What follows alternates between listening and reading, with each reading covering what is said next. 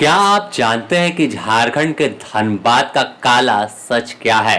कहने को तो धनबाद कोयला राजधानी है और यहाँ पर कोयले का भंडारण सबसे ज्यादा है, जो देश के लिए गौरव की बात होती है। लेकिन आखिर यहाँ के मजदूरों का हाल क्या है और कैसे अवैध खनन में जब उनकी जान जाती है तो उनके परिवार के लोग खुद के परिजन के मरने की बात भी खुलेआम नहीं कहते हैं। यह काली सच्चाई पूरी तरह आप जानेंगे तो आपके रोंगटे खड़े हो जाएंगे, क्योंकि जो हाल के दिनों में घटना घटी और खासकर देर रात जो 9 मजदूरों के मरने का दावा किया गया, इसके बाद कोई भी पुलिस प्रशासन या बीसीसीएल सीसीएल इस मौत की पुष्टि करने को तैयार नहीं है। लेकिन खुद झारखंड के एक मंत्री, विधायक और सांसद यह पूरे मामले को लेकर सवाल उठा रहे हैं। इस बीच इस खबर में हम बात करेंगे आज कैसे झारखंड के मजदूर इस कोयले के खदान में समा जाते हैं और उसके बाद उनका नाम लेने वाला भी कोई नहीं होता। उनके परिवार के लोग रात के अंधेरे में उस कोयला खदान के ऊपर जाकर मोमबत्ती और अगरबत्ती जलाकर अपने परिजन के मरने का दुख रात के वक्त जताते हैं, क्योंकि अगर दिन के वक्त इन्होंने स्वीकार कर लिया कि इनके परिवार का कोई सदस्य अवैध खनन के दौरान मर गया है, उस खान के अंदर समा गया है, तो भले इस पर कार्रवाई हो ना हो कि अवैध खनन कैसे हो रहा था, कौन करवा रहा था, लेकिन मजदूर के परिवार के लोगों पर एक एफआईआर जरूर हो जाएगा और पुलिस अपनी पीठ थपथपाएगी कि अवैध खनन यह लोग कर रहे थे। इसके बाद उन मृतक मजदूरों का जिक्र नहीं होगा। अब जिस तरह से दावा धनबाद में सांसद चंद्र प्रकाश चौधरी ने किया कि 9 नहीं बल्कि 12 से 15 मजदूर उस खदान के अंदर समा गए हैं और वह खदान धनबाद के बागमारा इलाके के जमुनिया की है। इस खदान की खबर पूरे देश में सुर्खियों में है कि अवैध खनन के दौरान मजदूर दर्जन भर जिंदगी ही उनकी खत्म हुई है और वह वापस नहीं निकलेंगे। लेकिन ना बीसीसीएल ना ही स्थानीय पुलिस कोई भी इस बात को मानने से इनकार कर रहा है कि कोई खदान धसी है, चाल धस गया है, मजदूर मर गए हैं, और ना ही उनके परिवार के लोग इस बात को खुलेआम बोल रहे हैं। उन्हें डर है इन अधिकारियों का, उन्हें डर है इस पुलिस प्रशासन का कि बाद में यह नेता चले जाएंगे तो उन पर उल्टा एफआईआर किया जाएगा। दरअसल हाल के दिनों में कई घटना घटी है जिसमें धनबाद में चाल धंसने से मौत होती है, मजदूर की जान जाती है, लेकिन इसकी पुष्टि कहीं नहीं होती। कागजों में मौत का आंकड़ा भी नहीं दिखाया जाता। यही कीमत झारखंड के मजदूरों की है। हालांकि झारखंड के स्वास्थ्य मंत्री इरफान अंसारी इस पूरे मामले पर जो धनबाद में कोयला खनन का काम कंपनी कर रही है उस पर लगाया है कि वो लोग ही इस तरह के अवैध खनन को बढ़ावा देते हैं और मजदूरों की जान जाती है। पहले आपको सुनाते हैं मंत्री इरफान अंसारी का वह बयान। देखिए, ये घटना राज्य को शर्मसार करने वाली घटना है। बेगुनाहों की मौत हो रही है और साफ इंडिकेशन है कि बीसीसीएल जो है उसकी लापरवाही से इतनी बड़ी बड़ी घटनाएं हो रही है। हमारे लोग मारे जा रहे हैं, जो जिनकी ज़मीन है वही लोग चोर हैं, और फिर निपापोती होगा और कहा जाएगा कि अवैध खनन है, अवैध खनन में लोग मारे गए, और वैसे लोगों को मुआवजा नहीं मिलेगा। मेरे संज्ञान में मामला आया है। निश्चित तौर पर मैं कहूँगा डीसी को, एसपी को मैंने ट्वीट किया है, मैं भी बात भी करूँगा और मैं साफ निर्देश दूंगा बीसीसीएल को कंट्रोल किया जाए। ये लोग अवैध कारोबारी कर रहे हैं, वहाँ माफियाओं से मिलकर अवैध कारोबारी वो लोग करवाते हैं, और हमारे लोगों को ये लोग क्या करते हैं, कुछ चंद पैसे में हमारे वरिष्ठ लोगों की जान चली जाती है। तो ये बड़ी घटना है, हम इसकी निंदा करते हैं और राज्य सरकार के लोकप्रिय मुख्यमंत्री आदरणीय हेमंत सोरेन जी से मांग करते हैं कि आप इस मामले में पड़े और उचित मुआवजा दिलाने का काम करें। तो साफ तौर पर कम से कम सरकार के कोई मंत्री तो यह स्वीकार कर रहे हैं कि धनबाद में जान गई है।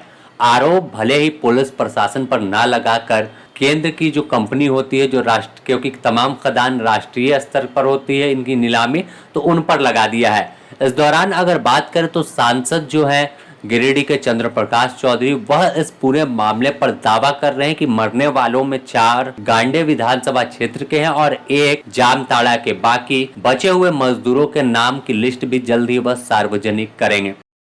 हमको रात को सूचना मिला कि वहाँ पर 10 से 12 लोग उस माइंस में दबे हुए हैं और माइंस धंसा, उसमें 12 लोगों की जाने गई है जो अंदर में अभी भी पड़े हुए हैं और माफियाओं के द्वारा पूरा मुहाना बंद कर दिया, जो अभी तुरंत रात में ही किया। रात को प्रेस वाले लोग भी वहाँ भी गए तो उन लोगों को भी जाने नहीं दिया गया। हमारे कार्यकर्ता गए, उन लोगों को भी वहाँ स्पॉट में जाने नहीं दिया गया।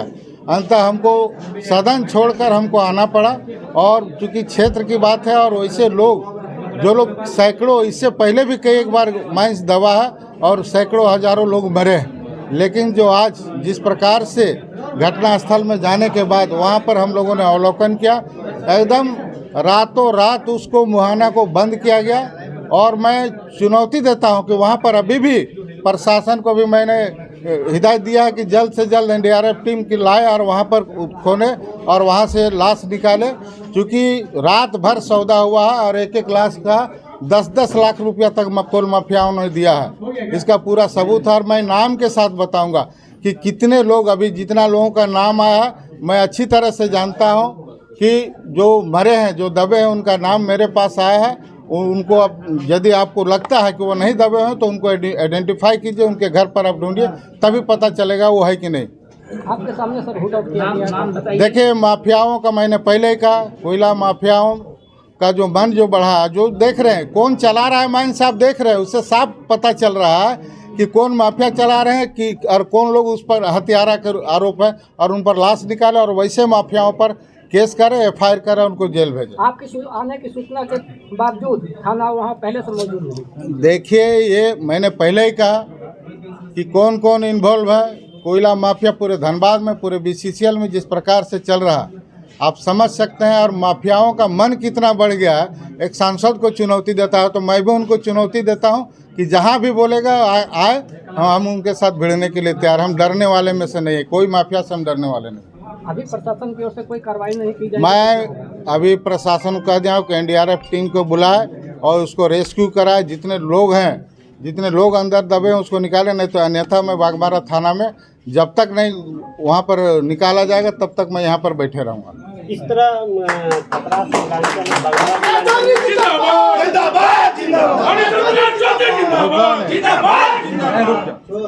नाम की सूची है आपके? निश्चित है, हमारे पास जो लोग मरे हैं और जो लोग दबे हुए हैं उसकी सूची भी मेरे पास, अभी 5 लोगों की सूची हमारे पास उपलब्ध है। नहीं, वो नहीं, कहाँ गया? इस तरह की घटना बराबर बागमारा में होती आ रही है। बागबारा पूरा जहाँ भी कोयलांचल, अभी सभी जगह पर कई एक बार दबने का सूचना मिला है, और लेकिन सारा लिपापोती हमेशा किया गया है, किसी का रेस्क्यू नहीं किया गया है और लोग दबते चले गए। हजारों लोग मरे हैं इस तरह से। और लोगों की दबने की आसार इस घटना में कम से कम 12 लोग दबे हुए हैं। 12 लोग दबे हुए हैं, कुछ लोग घायल भी हुए हैं, जो लोग अभी कहीं इलाज करवा रहे हैं उसकी पूरी जानकारी नहीं, लेकिन जो लोग मरे हुए हैं उसकी पूरी सूची हमारे पास उपलब्ध है। मैं आज अफजल अंसारी पिता शफीक अंसारी, अजीम अंसारी पिता गनी मियाँ, दिलीप साहब पिता भूटन साहब, जो ये लोग दोनों तीनों गांडे विधानसभा क्षेत्र से हैं। उसके साथ साथ सलीम अंसारी नारायणपुर जामताड़ा से है और जमशेद अंसारी पिता मुस्लिम अंसारी बतकुंडा पंचायत ताराटाण पोस्ट थाना ताराटाण गांडे से। अभी इतने लोगों का विस्तृत जानकारी मुझे मिला है कि ये लोग वहाँ दबे।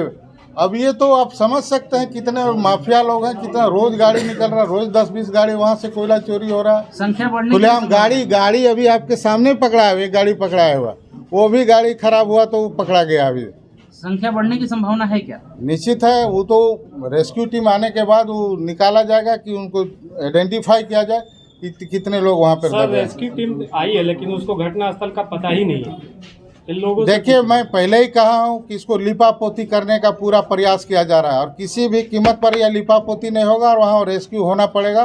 इसके लिए हमको कहाँ भी जाना पड़ेगा तो हम यहाँ पर जाएंगे और हम दिग्भ्रमित करने के लिए कई जगहों पर मलबा गिराया गया है। तो मैं सब जानता हूँ, सारे लोग जानते हैं कहाँ से दिग्भ्रमित किया गया, किस तरह से रात भर किया गया है, ढका गया है। कोई लोग गया वहाँ पे, रात भर सौदेबाजी हुआ है, लाश के साथ भी सौदेबाजी हुआ है। 10-10 लाख रुपया देकर कहा गया है कि नहीं आप लोग अपना नाम मत बताए, अपना ही बताए।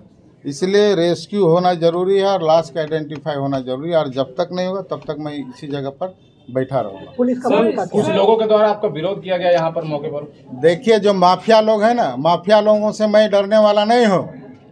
जिनको जब घटना स्थल पर खुद है, दबे हुए हैं, वैसे लोगों को दबा। कौन कोयला चोर है वो आप समझ रहे हैं कि उन लोगों का विरोध, उन लोगों के विरोध से हमको कोई फर्क नहीं पड़ना।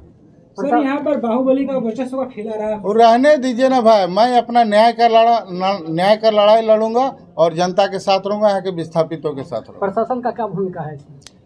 प्रशासन की भूमिका आप देख सकते हैं। यदि अभी तक घटना सूचना मिला कि लोग दब गए और उसके बाद पूरी आज़ादी के साथ माफियाओं को छोड़ने का मौका दे दिया कि उसको किसी तरह जल्दी से जल्दी उसका मुहाना को ढक दिया जाए, अभी ताकि यह बात निकले नहीं। प्रशासन की तरफ से कहा जा रहा है वहाँ किसी तरह का कोई घटना नहीं घटी है, जस्ट अभी।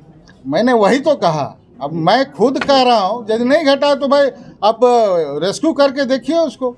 घटना नहीं घटा है तो मैं तो नाम के साथ बता रहा हूँ। सर, ये मिट्टी में दबाने का कोशिश किया गया, इसका मैं नाम तक बता रहा हूँ, जितने लोग दबे हुए 5 लोगों का मैं नाम तक बताया हूँ। आप यदि आपको लगता है कि वो आदमी नहीं दबे हुए तो उनके घर में जाके देख लीजिए, उसके घर में वो है कि नहीं है। सर, माफिया कौन है आपकी नज़र में? ये आप लोग सब जानते हैं। प्रशासनिक अधिकारियों में मिलीभगत है। सारे लोग बिना मिली भगत का कुछ होता है क्या? तो यह आंकड़े सिर्फ मौत के हैं और मौत के आंकड़े उन नेताओं के पास है, लेकिन घटना को करीब 18 से 20 घंटे बीत गए लेकिन कोई स्वीकार नहीं कर रहा है। ऐसे में अब सवाल है कि आखिर अवैध खनन का खेल में कौन कौन से लोग शामिल है। क्या जो सवाल उठता है कि जिले के बड़े साहब यानी बड़े अधिकारी से लेकर, चाहे वो पुलिस विभाग के हों या प्रशासनिक अधिकारी हो, उनसे लेकर तमाम जो छोटे स्तर के कर्मचारी अधिकारी हैं, थाना पुलिस है, उनको पैसा पहुंचाया जाता है। और क्या जो दावा सांसद ने किया कि एक लाश उठाने के बदले 10 लाख रुपए में सेटिंग की गई है, तो क्या यह बात सच है? आखिर अवैध खनन होता है, यह बात पुलिस भले ना ही स्वीकार करे, लेकिन जब आप थोड़ा सा अंधेरा होने के बाद उस इलाके में पहुंचेंगे तो खुद आपको पता चलेगा कि जमुनिया इलाके में कितने बड़े पैमाने पर अवैध कोयला खनन का खेल होता है।